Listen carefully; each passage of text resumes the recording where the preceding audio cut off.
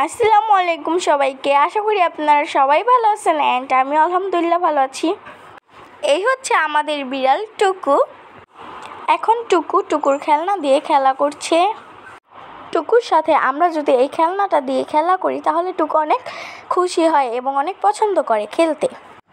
টুকু এই খেলনাটা ধরার জন্য অনেক উপরে লাফ দেয়। এই খেলনাটা ও ধরে ফেললো ও আবার ছেড়ে দেয়। খেলা শেষ করে ও আবার জানলা দিয়ে দাঁড়িয়ে ও আবার প্রাকৃতিক দৃশ্য দেখতেছে।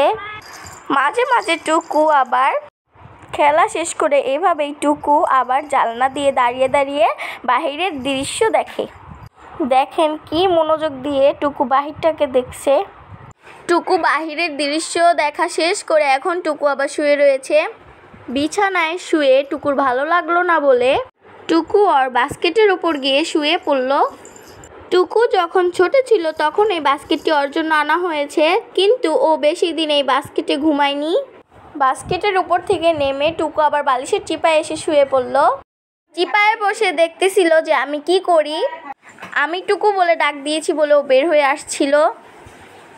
আর এই তো আবার ও একটু খেললো, আবার এখন শুয়ে পড়েছে। এখন একটু বেশি গরম পড়ছে বলে টুকু একটু খেলা করে, একটু শুয়ে থাকে, মানে রেস্ট নেয়।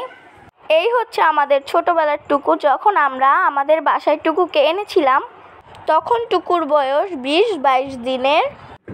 এখন টুকুর বয়স 2.5 মাস পার হয়েছে।